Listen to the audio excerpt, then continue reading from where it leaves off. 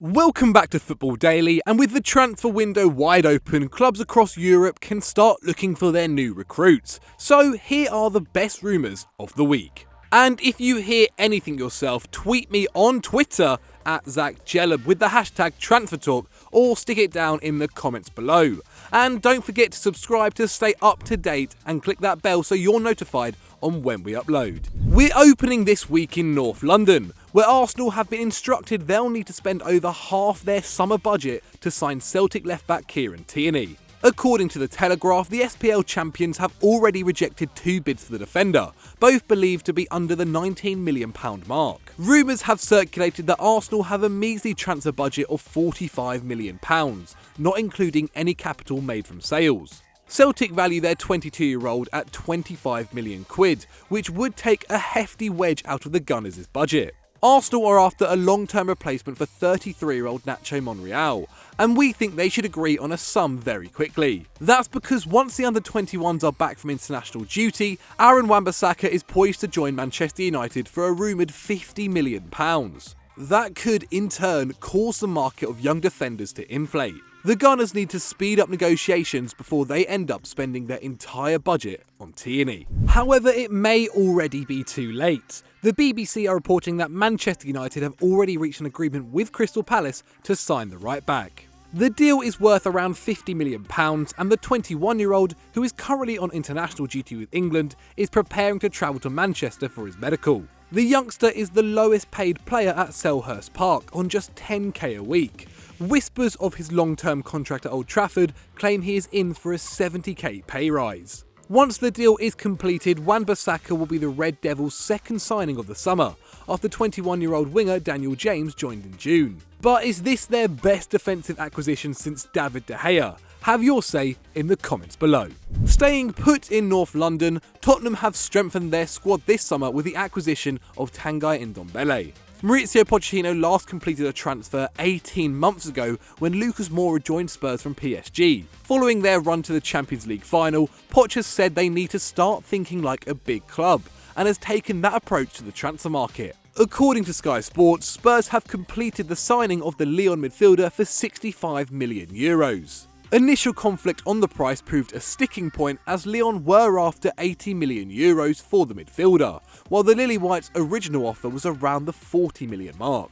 This fee will smash the £40 million record set for Davinson Sanchez 2 years ago, and now we're looking at Lo Celso as Tottenham's next expense, suggesting that Spurs might have finally forced their way onto the big boy table. To The Independent now, who are reporting that PSG have approached Manchester United over the biggest swap deal in footballing history. Chief football writer Miguel Delaney claims that the Parisians have suggested a direct swap of PSG's Neymar for Manchester United's Paul Pogba. It's no secret that Neymar is after a transfer away from Ligue 1. Last week, rumours intensified after PSG's president Nasser Al-Khelaifi admitted that the door was open for Neymar's exit, stating that only those willing to show total membership of the PSG project would be staying at the Parc des Princes. It's believed that while Neymar would be a marquee signing for Ed Woodward, Manchester United are put off by the cost, with the Brazilian earning a reported £900,000 a week, double that of the Red Devils' highest earner. United are not keen on losing their best outfield player either, but with Pogba and Neymar both unhappy at their respective clubs, the crazy swap deal could kill two birds with one stone. But what do you guys think? Do you think this could happen? Let us know by voting in the poll above. Now, just before we move on to our next transfer rumour, make sure you guys head over to FDSC, which will have a new name very soon, and you don't want to miss it. If you're big fans of FIFA and gaming in general, the channel is having a whole rebump to make it around that. You'll see some of your favourite faces along with some new ones and some of our friends outside of Football Daily. We're really excited for where this is going to go and have seen a lot of success and enjoyment come from playing pro clubs. We just hit 25,000 subscribers, so the next big goal is 30k. Let's see how quickly we can get there. And this week, we have an awkward FIFA coming out with John Babb.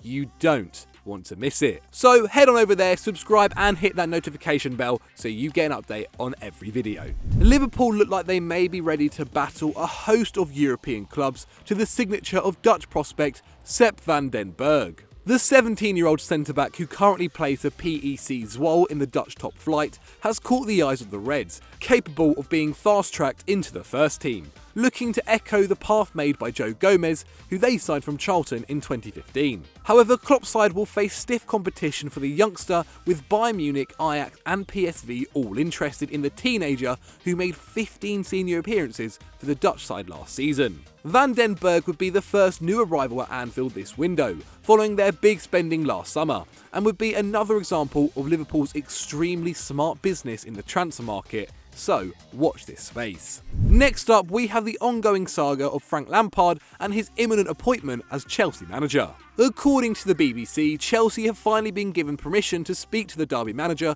regarding their vacancy in the dugout. Should they settle on Lampard as Sarri's successor, the Blues would have to pay the Rams £4 million to release him from his current contract. The announcement could be made any day now, after Derby have made an official statement saying, with pre-season fast approaching for both clubs, it is hoped this will allow Chelsea to swiftly conclude their discussions. The former England international, who has played 648 times for Chelsea and won 11 major trophies, has impressed in his debut season as a manager.